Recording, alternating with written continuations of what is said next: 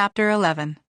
When Jesus had finished giving these instructions to his 12 disciples, he went out to teach and preach in towns throughout the region. John the Baptist, who was in prison, heard about all the things the Messiah was doing. So he sent his disciples to ask Jesus, "Are you the Messiah we've been expecting, or should we keep looking for someone else?"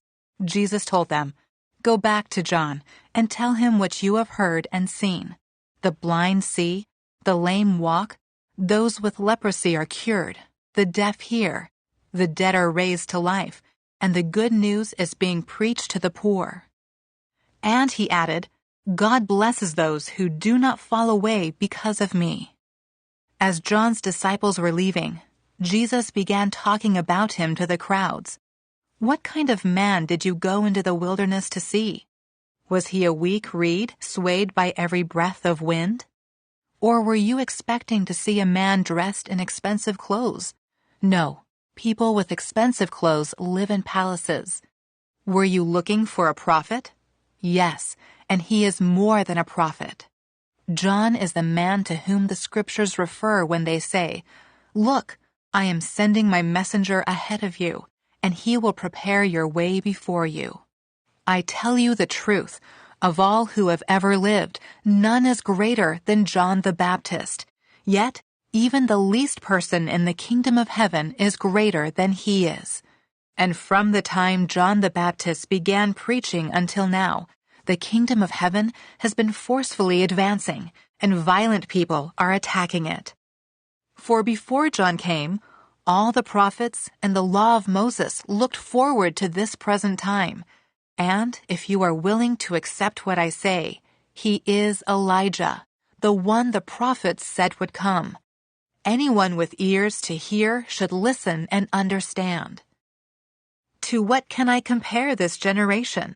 It is like children playing a game in the public square. They complain to their friends, "We played wedding songs and you didn't dance, so we played funeral songs and you didn't mourn. For John didn't spend his time eating and drinking, and you say he's possessed by a demon. The Son of Man, on the other hand, feasts and drinks, and you say he's a glutton and a drunkard, and a friend of tax collectors and other sinners. But wisdom is shown to be right by its results." Then Jesus began to denounce the towns where he had done so many of his miracles, because they hadn't repented of their sins and turned to God. "What sorrow awaits you, Chorazin and Bethsaida? For if the miracles I did in you had been done in wicked Tyre and Sidon, their people would have repented of their sins long ago, clothing themselves in burlap and throwing ashes on their heads to show their remorse. I tell you, Tyre and Sidon will be better off on Judgment Day than you. And you people of Capernaum, will you be honored in heaven? No, you will go down to the place of the dead. For if the miracles I did for you had been done in wicked Sodom, it would still be here today. I tell you, even Sodom will be better off on Judgment Day than you."